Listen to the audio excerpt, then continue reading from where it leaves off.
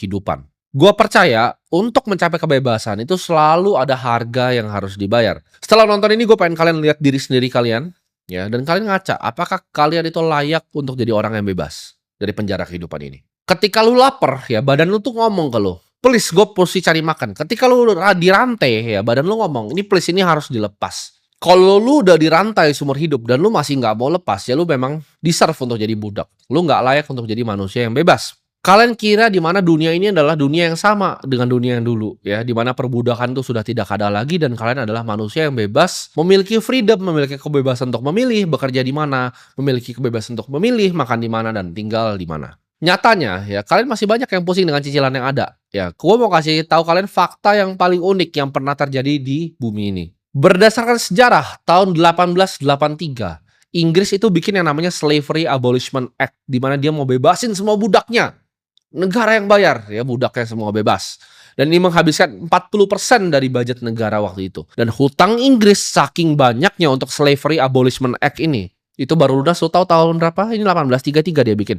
Untuk bebasin semua budak Inggris, dia lunas bayar utangnya 2015. Dari 1833 ke 2015 kan tuh pajaknya banyak sekali yang dipungut oleh warga Inggris. Jadi untuk bebasin budaknya, dia bikin sistem perbudakan pakai kredit lagi. Jadi budaknya tuh nggak pernah bebas gitu, lucunya ya. Jadi lu bebasin budak 1833, baru lunas tuh 2015, ngaco itu, ya. Lu dipenjara basically oleh penjara finansial. Lu kerja untuk mata uang yang nggak berguna, ya. Lu kerja mata uangnya nggak berguna. Terus lu dibohongin, inflasi 0,7 loh, inflasi 1% loh. Tapi berasnya naik terus, ya kan? Sekarang gue pengen tanya deh, yang paling banyak nggak mau dibahas sama orang, ya, tentang judol. Kenapa sih masyarakat Indonesia banyak yang judol? Kenapa sih Filipina banyak yang judol? Kenapa judol di Amerika nggak besar? Kenapa yang bikin judol di Amerika tuh bukan konglomerat? Ya. Konglomeratnya orang-orang teknokrat. Kenapa bukan orang-orang judol seperti di Indonesia? Gue kasih contoh ya, ini ada tempat namanya Santa Cruz del Islote. Ini jadi tempat kecil banget, ya, di mana ini ada 800 orang yang tinggal di kayak pulau kecil hancur gitu. Gue minta editor gue masukin mungkin pulaunya, kalian dapat gambaran sedikit. Ini semua orang kerjanya setiap hari di sini berjudi, teman-teman. Ya, berjudi. Oke, sekarang gue mau tanya, ya, apakah ini beneran salah orangnya atau ini salah sistemnya? Oke, kalian ngerti nggak? Kenapa di Amerika itu nggak di-ban? Bahkan ada yang dilegalkan. Sports betting tuh ada yang dilegalkan di Amerika. Ke kasino tuh boleh loh di Amerika. Las Vegas tuh ada orang boleh berjudi. Kenapa nggak hancur semua? Kenapa di sini disalahkannya orang hancur karena judol? Ya kan? Orang bilang itu menghancurkan hidup orang, ya kan? Tapi kenapa mentalitas masyarakat yang mau judol? Gak cuma negara kita. Ini gue ngomongin negara-negara miskin lah. Filipina juga sama, dibilangnya hancurnya karena judol. Enggak, menurut gue bukan hancur karena judol. Hancur karena kebohongan. Ya, karena rantai-rantai finansial yang ditaruh di leher lu. Maksudnya apa? Lu dikasih gaji 3 juta. Ya, lu dibohongin kalau inflasi itu 0,7. Ya, barang-barang gak naik. Tapi ketika lu belanja ke pasar, anjir, cabenya mahal. Terus lu nganti LPG, mak lu mati, ya kan? Terus LPG-nya naik 2.000, tapi lu cek datanya. Oh, inflasi 0,7, tapi LPG-nya naik 2.000, 3.000, terus berasnya naik. Gue tahu sendiri sih beras naik.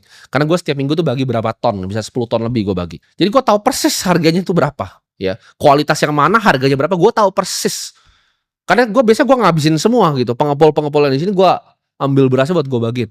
Gue tahu persis harganya berapa. Terus itu berani-beraninya gitu. Mereka bilang itu 0,7. Itu menurut gue sih apa ya menurut gue? Kalau mau bohongin tuh boleh, tapi jangan bohongin tuh ekstrim gitu. Contoh seperti angka kemiskinan, kan sekarang kita angka kemiskinan 8,5%, ya kan? Kalian tahu nggak realnya angka kemiskinan itu berapa? Menurut gue sih setengah. Menurut gue bisa salah gitu. Orang yang dalam kondisi ekonomi seperti itu, anaknya nggak bisa cari kerja, istrinya meninggal ngantri gas. Secara psikologi apa sih yang dia cari? Jalan keluar. Jadi dia pencet-pencet kayak orang tolol. Memang tolol kelakuannya itu, tapi dia pencet-pencet gitu kan. Kenapa? Karena udahlah gaji gue 3 juta 5.000, gue masukin, gue pencet-pencet. Karena dia dikerjain terus gitu loh. Dia dikasih mata uang yang gak berguna, bekerja, ya. Inflasinya dibohongin, angka kemiskinan dibohongin juga. Coba gue tanya, apakah lu gak dipenjara di kehidupan ini ketika gaji lu tuh gak naik dan makanan lu naik? Ini sederhana, pertanyaan sederhana loh. Lu dipenjara gak? Gaji lu gak naik, makanan lu naik. Tapi dibilang nggak naik ya, lu yang goblok, lu di gaslight gitu loh. Enggak, ini nggak naik loh, makanannya nggak naik loh. Datanya nggak naik, 07 datanya 07 nggak naik bulan ini. Tapi gaji lu tahu nggak naik, makanannya aslinya pas lu ke pasar naik. Tapi ketika lu nyalain TV dibilang nggak naik. Lu jadi gila gitu. Gak cuma itu, hutang lu numpuk bos. Ya, Lu dikejar rentenir, lu diajarin buat KPR, oh cari ya 700 juta beli rumah, ya kan? Lu kerja sampai mampus, bayarin rumah lu 25 tahun lunas. Ketika sudah lunas, digusur. Ini sertifikat saya, Pak, sertifikat saya. Itu cuman kertas, kita bikin lagi di pengadilan, kita bikin ulang. Gimana caranya orang nggak jadi gila gitu? Ini namanya penjara kehidupan, tapi ini nggak bisa disalahin. Ini memang sistemnya dan gue dari kecil udah tahu sistem gini nggak adil. Gue main catur nih, pion gue diambil semua, kuda gue diambil, sisain benteng satu sama raja sama ratu. Lawan full tuh. Ya tetap harus dimainin catur gitu. Tapi gimana caranya cari? Orang kan akan main gitu kan, dia majuin gitu kan, ratunya mati gitu kan, lu majuin bentengnya mati. Kalau gue begitu, gue cari cara. Gini pion lu gue ambil juga. Lu main curang sama gue curangin lu balik ya. Sistemnya curangin gue curangin balik sistemnya. Nggak gue pakai bos kertas lu. Gue pakai cuma buat transaksi doang. Buat investasi ogah gue pakai kertas yang lain. Kan lu mainnya curang sama gue. Ini adalah penjara zaman sekarang. Lu tidak dirantai dalam jeruji, lu cuma dikasih KPR 20 tahun, ya kan? Lu nggak dikasih gaji naik, makanan lu semua naik. Lu kerja 60 jam seminggu di pekerjaan yang lu benci. Itu apa bukan rantai jeruji? Lu bagus di penjara zaman dulu. Bagus jadi budak zaman dulu, lebih happy. Nah, lu pikir, oh lu gak dirantai gitu. Apa bedanya lu sama pakai masker dulu? Lu dirantai sama apa tadi? Hutang finansial, ya, beban finansial. Lu dirantai sama apa lagi? Media propaganda. Nah, lu udah nonton gua ini, gua saranin lu kalau punya TV, mak lu gitu nonton TV tradisional, lu lempar aja TV-nya pakai remote gitu loh. Lu bilang ngapain nonton sampah kayak gini? Ini gue baru bahas kemarin. Ya gue baru bahas sama partner gue, bro, kakak. Kita lagi makan, ya kan, makan nasi lemak. Kita lihat kan TV kan. Gue gak sebut lah tayangannya apa, tapi gue liat TV. Gue bilang, gila, ini isinya tuh cuman bunuh orang, kebakaran, perkosa. Kita sampai ketawa-ketawa. Isinya bunuh orang, kebakaran, perkosa. Bunuh orang, kebakaran, perkosa, tusuk orang. Bunuh orang, kebakaran, perkosa, tusuk orang. Gitu terus, bos. Gak ada berita substansial, gak ada edukasi. Lu ganti channel sinetron, kan gila gitu. Mereka fear mongering, takutin lu terus. Buat apa? Bikin pikiran lu jadi gila. Lu udah kayak begitu, lu nonton kan, pulang kan lu mau apa, anggap istirahat, lu nyalain TV, bunuh, kebakaran, tusuk, perkosa lagi. Capek gak sih? Lu buang aja gitu tradisional media, lu buang ke laut, jangan sampai mereka bisa syuting lagi. Lu ngapain kasih duit ke mereka terus mereka iklanin lu kan? Sampo gitu kan, mereka dapat duit 1 M gitu. Ngapain lu kasih makan orang-orang kayak begitu? Stop gitu pembodohan publik. Stop gitu bilang. Oh ini penyakit, pakai masker. Masker. Gue zaman dulu ya sering banget gue pengen berantem gitu kan sama orang. Gue zaman 2020. Pak, izin Pak pakai masker.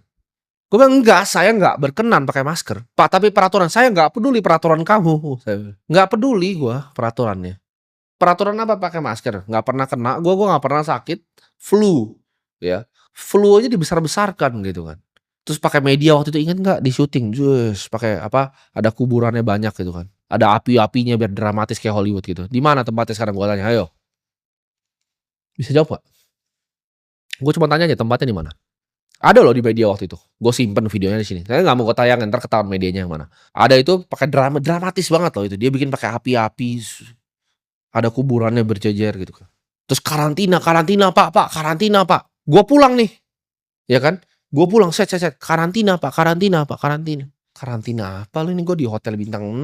Ya kan, gue ngaso, terus gue keluar. Itu kalian tuh goblok banget gitu loh, percaya gitu, goblok luar biasa gitu. Kayak isi otaknya lu apa? Masker Pak. Gue tanya dokter-dokter yang di sini gitu kan, lu pakai enggak? Gue nggak percaya karena belum dites. Lu vaksin nggak? Kagak, gue nggak percaya. Karena nggak bisa dikeluarin seperti itu sama Pfizer sama AstraZeneca. Yang AstraZeneca lu berani ambil enggak? Ya udah. Gue tahu itu orang-orang pintar banget gitu loh. Teman-teman gue ada di luar negeri sama di dalam negeri. Gak ada yang ngambil, bos. Ya gue juga gak mau ngambil kok gitu kan. Terus lu kayak masker. Itu lu apa gak di penjara? Lu bilang enggak, saya punya keputusan sendiri. Enggak. Waktu 2020 semua kayak orang tolol. Terus gue ingat banget, gue pernah bikin tweet di Twitter kan. Mampus lu yang kena.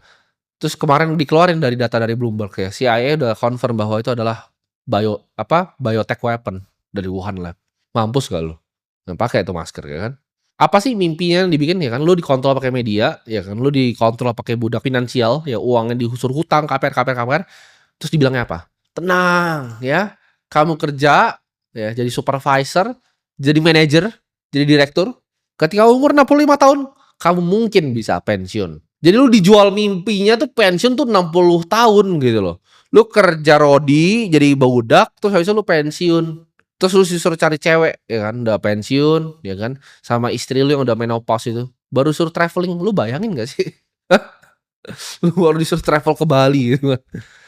Ketika bini lu udah menopause, lu umur 60 tahun, lu baru suruh main golf, lu sekali swing aja pinggang lu gitu kan. Kasihan gua sama kalian. Orang kaya itu lagi fokus loh, kita bangun aset di AI ya, kita bangun apa, data center, kita lagi bangun panel surya gitu kan, untuk energi, kita lagi beliin Bitcoin, lu masih ngapain? Kantor cubicle tuh, kotak. Kita lagi sibuk bangun apa, tenaga solar ini. Waduk kita tutup gitu kan, energi, taruh listriknya ke data center. Terus orang kaya bohongin kalian lagi. Orang kaya itu tidak bahagia, nah itu kan kalian.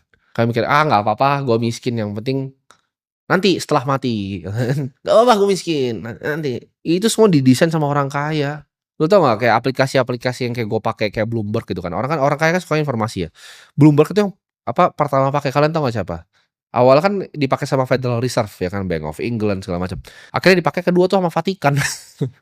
Vatikan tuh pakai Bloomberg untuk manage fund-nya. Ini tuh pengkondisian yang lu nggak paham mulai dari mana. Kenapa lu ketika masker yo, ada orang nih di Indomaret mas-masnya kayak bilang ke gue waktu itu, izin mas pakai masker. Saya nggak berkenan.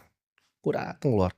Gue pernah juga tuh di hotel, gue lupa hotel apa, pakai masker mas, saya nggak berkenan. Terus dia samperin gue. Gue bilang lu jangan sentuh gue. Lu jangan sentuh gue. Terus gue jalan. Nggak mau gue.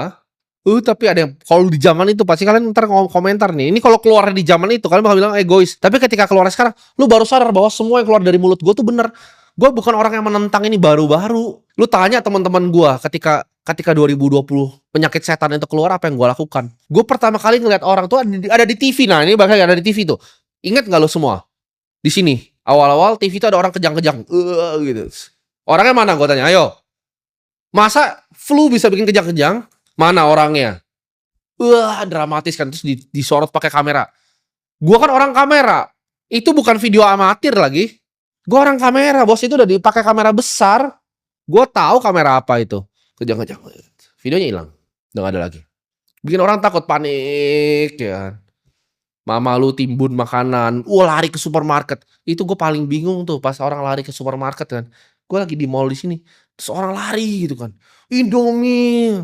Saya ampun, goblok lu semua. Kenapa? Pengkondisian dari dulu, dari zaman sekolah. Permisi Bu Guru, saya mau pipis. Itu apa sih? Hah?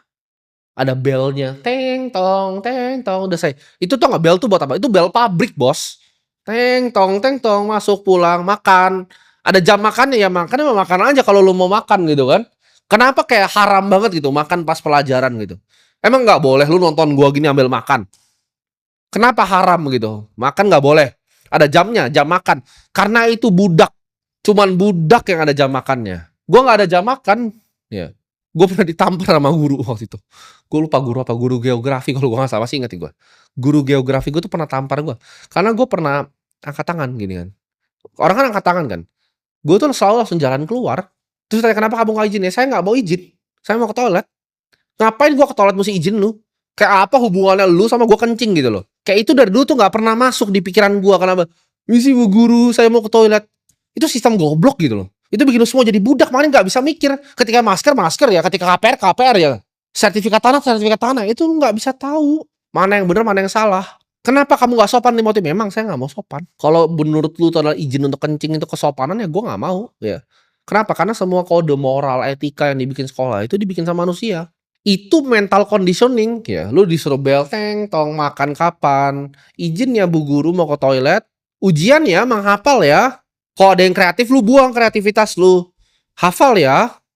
Sejarahnya juga yang ditulis belepotan kok di buku. Gue pas baca bukunya goblok nih tulis buku. Coba itu kan propaganda semuanya. Kenapa kan gue ngomong, gue sekarang juga baru tahu banyak hal ya. Ngomong sama orang-orang di belakang dunia politik, gue tahu itu sejarah isinya semua scam, bohong semua, salah semua tulisannya. Apa sih yang dilakukan sama media-media itu? Fear mongering gue bilang tadi, ya kan. Lu buka isi ada orang tusuk orang. Itu politik, ya kan, debat politik. Terus tadi akan bilang, kalian tuh sebagai warga itu harus pinter politik ya, harus melek politik.